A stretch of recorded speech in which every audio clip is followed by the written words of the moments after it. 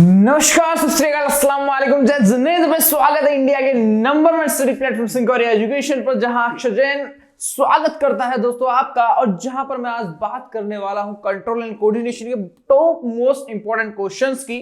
जो क्वेश्चंस हैं कुछ इस तरह के क्वेश्चंस होंगे जो यहां पर आपके कुछ केस स्टडी टाइप के क्वेश्चंस जो आपकी एग्जाम में ज्यादातर आते रहते हैं। और तो मेरे साथ साथ में वीडियो को देखते देखते दिमाग में आपको क्वेश्चन भी डिवाइड करना है। आपको यहाँ पर मैं 10 सेकंड का टाइम भी दूंगा ताकि आपको आंसर देने का टाइम यहाँ पर मिल जाए। तो शुरुआत करते हैं बिना किसी देरी के। देखो, पहला क्वेश्चन आपके सामने है। पहला क्वेश्चन में असर्शन दे रखा है कि brain is a delicate organ which is protected from injury. और यहां पर इसका रीजन है the bony box protect the brain from any shock. तो यहां पर आपको बताना है कि इन दोनों में से दोनों ए सही होगा या यहां पर इसका रीजन भी सही होगा, असर्शन भी सही होगा या रीजन भी सही होगा। तो बताना है भाई। इसका पहला ऑप्शन दे रखा है कि both A and R true and R is correct explanation of A. Second B option है both A and R true but R is not the correct explanation of A. अब यहां पर बताना है सी में कि A is true but R is false. D option है A is false but R is true.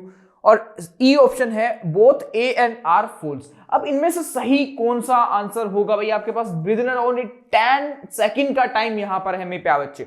बहुत simple सा क्वेश्चन है। देखो यहां पर बहुत सिंपल सा आंसर आएगा किसका कि यहां पर हमने देखा कि इनके अंदर से आपको बस कॉम्बिनेशन ढूंढना है कि ये दोनों एक दूसरे से मिलते हैं नहीं मिलते हैं। क्या बात है, ए इज ट्रू और आर इज फॉल्स। सिंपल सी बात है कि ब्रेन इज डेडिकेटेड ऑर्गन होता है जिसमें प्रोटेक्टेड फॉर्म में जो इंजरी होती है, यानी कि विच इज प्रोटेक्टेड फ्रॉम इंजरी, भाई इंजरी से सुरक्षा कर सकता है। अब यहां पर देखोगे भाई A is true. Number second question पे आता है। असर्शन में देखना, देखो बहुत सिंपल तरीके से क्वेश्चन करने होते हैं। हमको करने का तरीका भी कैसे होता है मैं सब बताने वाला हूं। अभी यहां पर देखो, पहले इस क्वेश्चन को रीड करते हैं। असर्शन में दे रखा है कि रिफ्लेक्स आर्क मैं बता चुका हूं, वर्क्स रिफ्लेक्स आर्क यहां पर है works faster than thinking process of brain. अब रीजन दे रखा है इसका, ये क्या है मेरे प्यारे बच्चे? इसका रीजन है ये वाला, इसका रीजन है। Reason reflex arc works in case of those animals who do not have thinking process.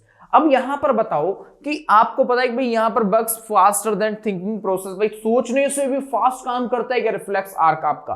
और दे रखा है कि reflex arc works in case of those animals who do not have thinking process. ऐसा होता है कि भाई जो सोच नहीं सकता उसके पास ये बहुत कम काम करे। तो ये इस कंडीशन में क्या होगा भाई? इस कंडीशन में आपको आंसर बताना है। जल्दी जल्दी यहां पर कमेंट करके आंसर बता दीजिए एक बार। देखो यहां पर बहुत सिंपल है कि भाई ए इज ट्रू होगा, आर इज फॉल्स होगा। भाई ऐसा नहीं है कि भाई जिसके पास सोचने की क्षमता है वो ज्यादा फास्ट करेगा, नहीं। यानी reflect arc works faster than thinking, भाई सोचने से ज्यादा फास्ट काम करता है आपका रिफ्लेक्ट। अब यहां पर डी भी दे रखा है, डी में क्या है? A is fake and R is true दे रखा है कि भाई यहां पर कि सोचने से ज्यादा काम करेगा कि भाई जिन लोगों में क्या हो रहा है। इसका सही आंसर भाई मेरे प्यारे बच्चे डी है, जिसमें क्या होगा ए यहां पर गलत क्यों आ रहा है? क्योंकि ऐसा नहीं है कि यार जिनमें सोचने, मान लो कि मैं एक थॉट प्रोसेस सोच लिया और गर्म चाय में यहां पर हाथ लगा ली, तो अब यहां पर मैं तो सोच फास्टर देन सोच लिया ना कि थॉट प्रोसेस हमारी बहुत तेज होती है इससे ज्यादा। ये चीज आपकी कॉमन सेंस की बात है। नंबर थर्ड क्वेश्चन की बात करते हैं। क्लास 10th के लिए ये रामबाण साबित होने वाला है भाई, याद रखना। अब देखो, which of the following acts as both endocrine and exocrine gland. भाई यहां पर मैंने आपको लेक्चर में बताया था एंडोक्राइन ग्लैंड और एक्सोक्राइन ग्लैंड में डिफरेंस क्या होता है, पूरा मैंने बताया था आपको। यहां पर देखो कि सर इनमें से कौन सा ऐसा है जो एक्ट करता है कि एंडोक्राइन और एक्सोक्राइन ग्लैंड की तरह। तो यहां पर आपको बताना है कि सर एडिनल ग्रंथि होगी या पिट्यूटरी होगी या ओवरीज होती है, पैंक्रियाज होता है। बहुत सिंपल सा आंसर होता है मेरे प्यारे बच्चे, पैंक्रियाज। यहां पर क्या भाई, ये ऑब्वियस सी बात है, एंडोक्राइन और एक्सोक्राइन ग्लैंड होती है, वो हार्मोन्स की फॉर्म में काम आएगा। और पैंक्रियाज के पास होते हैं ग्लूकागॉन और इंसुलिन हार्मोन्स आपके पास में होते हैं। अब देखो next question, which of the following is not associated with growth of plant. अब यहां पर कौन सा भाई एसोसिएटेड नहीं है कि भाई प्लांट की ग्रोथ के लिए यहां पर कौन सा एसोसिएटेड नहीं है कि भाई आपको पता है ऑक्सीजन क्या करता है, इसके स्टेम बढ़ाता है, जिब्रेलिन क्या करता है, साइटोकाइनिन क्या करता है, एब्सिसिक एसिड क्या करता है। अब यहां पर आप देखोगे भाई इसका सिंपल सा आंसर है एब्सिसिक एसिड ऐसा है जो प्लांट की ग्रोथ में हेल्पफुल नहीं होता है। यहां पर इसकी ग्रोथ या मैं बात करूं इसका लेटरल जो पार्ट पोर्शन को बढ़ाता है वो हार्मोन होता है ऑक्सिन।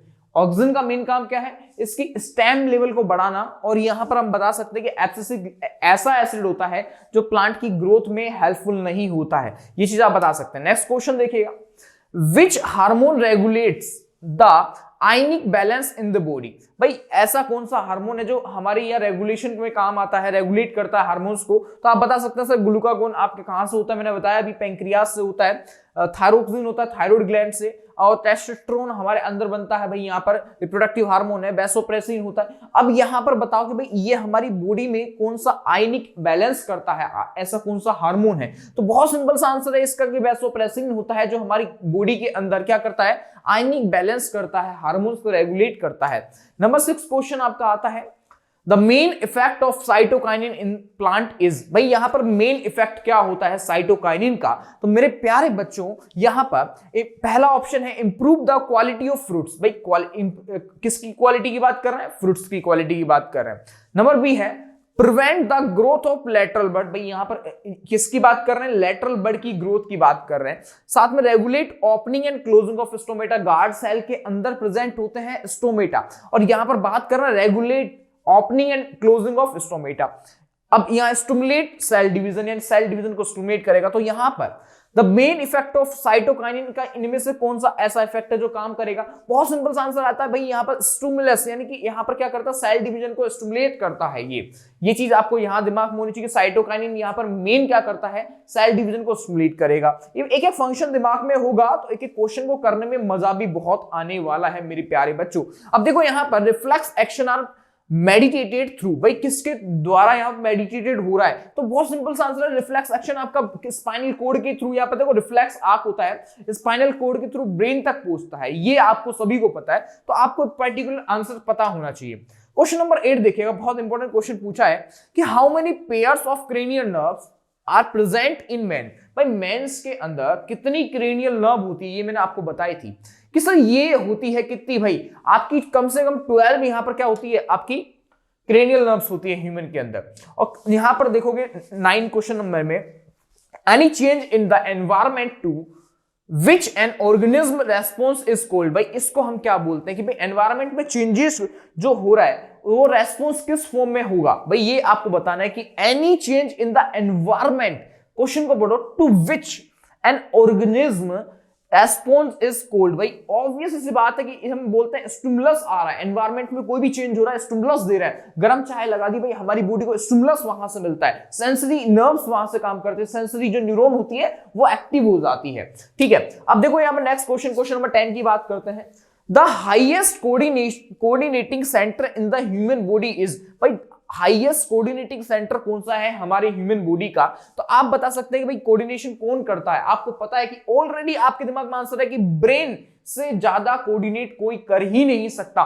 ब्रेन हमारी पूरी बॉडी को कंट्रोल करता है कि भाई आपको बैठना है, उठना है, खाना है, पीना है, आपका कहां ब्लड सर्कुलेशन होना चाहिए वो डिसाइड करता है आपका ब्रेन, कि भाई आपकी किस बॉडी पार्ट में कितनी जरूरत, कितनी नीड आ रखी है, उसका काम होता है ब्रेन का। अब क्वेश्चन नंबर 10 की बात करते हैं, विच of the following is plant hormone. भाई किस चीज को प्लांट हार्मोन फॉलो करते हैं, इंसुलिन को करेंगे, थायरोक्सिन को करते हैं, या यहां पर एस्ट्रोजन को करेंगे, या यहां साइटोकाइनिन को करते हैं। तो ऑब्वियस सी बात है, ये सोचने की बात नहीं कि साइटोकाइनिन किसमें काम आता है, प्लांट हार्मोन्स होते हैं जो हमने पढ़े हैं, ऑक्सिन, जिब्रेलिन, साइटोकाइनिन और एब्सिसिक एसिड, ये किसमें काम आते हैं भाई, प्लांट की हेल्थ, प्लांट हार्मोन्स होते हैं, ये याद रखना है।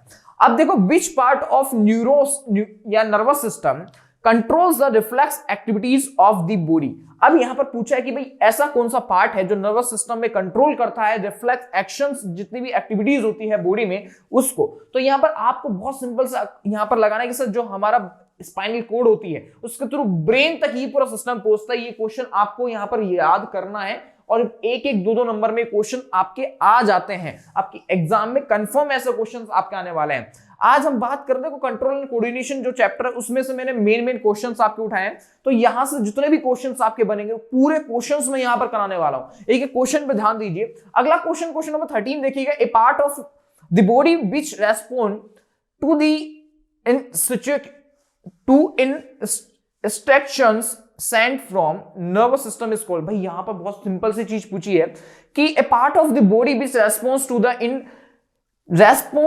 द इंस्ट्रक्शंस यानी सेंट फ्रॉम नर्वस सिस्टम, भाई इसको हम क्या बुलाएंगे? तो सिंपल सी बात है कि इफेक्टर्स होते हैं वो नर्वस सिस्टम में काम करते हैं। और यहां पर क्वेश्चन नंबर 14 क्या बोलता है कि the substance that result into the fall of mature leave and fruits from plant is due to. भाई ये सिंपल सी बात है कि यहां पर सब्सटेंस ऐसा कौन सा है जो यहां पर फॉल करता है मैच्योर लीव्स को।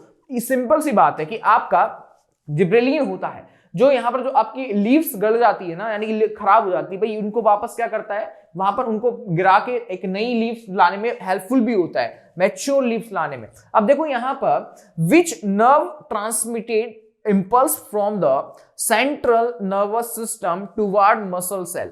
अब यहां पर आपसे पूछा कि ऐसा कौन सा नर्व ट्रांसमिट होता है, जो नर्व ट्रांसमिट इंपल्स होती है जो यहां पर क्या करती है सेंट्रल नर्वस सिस्टम की, भाई और जो मसल सिस्टम को मिलाती है। आपको पता है कि भाई मसल यहां पर कौन सा होगा, क्रेनियल नर्व्स होती है, रिले नर्व्स होगी, मोटर नर्व्स होगी, सेंसरी नर्व्स होती है। बहुत सिंपल सी बात है कि सर यहां पर मोटर नर्व्स ऐसी नर्व्स होती है जैसे मान लो सेंसरी नर्व्स तो पहुंचाती है स्पाइनल कॉर्ड के थ्रू ब्रेन तक, और जबकि जो मोटर नर्व होगी वो वापस लेके आती है। तो वही चीज तो बोला है कि भाई आपका जो इंपल्सेस है सेंट्रल नर्वस सिस्टम से वापस मसल तक ले जाने का काम कौन करता है, आपकी मोटर नर्व करती है कि वापस इंफॉर्मेशन को ले जाओ। वो हाथ हटा लेते हैं, चाय के प्याले से नहीं हाथ जल जाएगा। वही चीज यहां पर बताइए। क्वेश्चन नंबर 16 में क्या बताया मेरे प्यारे बच्चों, देखो बहुत ही प्यारे क्वेश्चंस यहां पर आ रहे हैं, एक एक नंबर में आप कर सकते हैं इजीली कि breathing is controlled by which part of the brain. पर ब्रीदिंग किस पार्ट से कंट्रोल की जाती है, सेरेब्रम, सेरिबेलम, हाइपोथैलेमस या मेडुला ऑब्लंगेटा। ऑब्वियस सी बात है, बहुत छोट सोचने की नहीं कि मेडुला ऑब्लंगेटा होता है पोन्स ब्रेन में, किसमें होता है भाई हिंड ब्रेन में। प्यारे बच्चे पोन्स पार्ट होता है हिंड ब्रेन का, याद रखना। तो भाई यहां पर मेडुला ऑब्लंगेटा होता है पीछे वाले पार्ट का, यानी कि बोलते हैं हिंड ब्रेन। या तीन तरह के ब्रेन हमने पढ़े, फोर ब्रेन, मिड ब्रेन और हिंड ब्रेन। तो मेडुला ऑब्लंगेटा यहां पे क्या करता है कि ब्रीदिंग कंट्रोल करने का काम करता है हमारे किसका भाई, आपका ब्रेन का ऐसा पार्ट होता है जो ब्रेन मेडुला ऑब्लंगेटा जो हमारी बॉडी की पूरी ह्यूमन बॉडी को कंट्रोल कर लेगा भाई ब्रीदिंग रेट को। अब देखो यहां पर अगला क्वेश्चन क्या कहता है कि ऐसा कौन सा है एक्ट्स है, यानी कि which of the following acts as both endocrine and exocrine gland. भाई यहां पर सिंपल सी बात है कि आपको इतने सोचना ही नहीं कि पैंक्रियास ही ऐसा एक्शन होगा जो यहां पर किस में काम आ रहा है, भाई आपके एक्सोक्राइन और एंडोक्राइन दोनों में काम आ रहा है। ये सिंपल सा क्वेश्चन। नेक्स्ट क्वेश्चन इज कि भाई the main function of abscisic acid in the plant is कि सर यहां पर मेन फंक्शन क्या आ रहा है कि सर इनमें इनहिबिट ग्रोथ होती है। तो ये चीज दिमाग में सीधी हिट करनी चाहिए कि सर इनमें आप बोल सकते हैं इनमें इनहिबिट ग्रोथ होती है, प्लांट हार्मोन होता है एब्सिसिक एसिड। क्वेश्चन नंबर 19 बोलता है movement of sunflower in accordance with the path of sun is due to. भाई किसके कारण ही भाई ये अकॉर्डेंस हो रहा है, ये प्रोसेस हो रही है, मूवमेंट हो रही है। तो आप बोल सकते हैं कि सर यहां पर क्या हो रहा है, सन के साथ हो रहा है फोटोट्रोपिज्म की प्रोसेस हो रही है। तो आप लिख सकते हैं कि सर यहां पर फोटोट्रोपिज्म की प्रोसेस यहां पर हो रही है, याद रखना, क्योंकि सन की तरफ फोटोसिंथेसिस की प्रोसेस होगी तो भाई यहां पर रूट का मूवमेंट भी उधर ही हो जाता है, किसकी तरफ, सन की तरफ हो जाता है। अब नंबर 20 क्वेश्चन आपका आएगा कि response of plant roots toward water is called. भाई वाटर में है तो उसको हम सिंपल सी बात है उसको हम बोल देंगे हाइड्रोट्रोपिज्म, यानी कि पानी की तरफ है, पानी को बोलता है हाइड्रोट्रोपिज्म, मूवमेंट की प्रोसेस होती है तो हाइड्रोट्रोपिज्म हो गया। अब जियोट्रोपिज्म यहां लिख रहा है, जियोट्रोपिज्म यानी कि आपकी जमीन की तरफ होता है, जियो यानी कि भूभाग आपका, तो जियोट्रोपिज्म आपका हो जाता है। अब देखो यहां पर तो ये कंप्लीटली आपके मेन क्वेश्चंस यहां पर हो जाते हैं जिसमें आपको क्या करना है, आपको यहां पर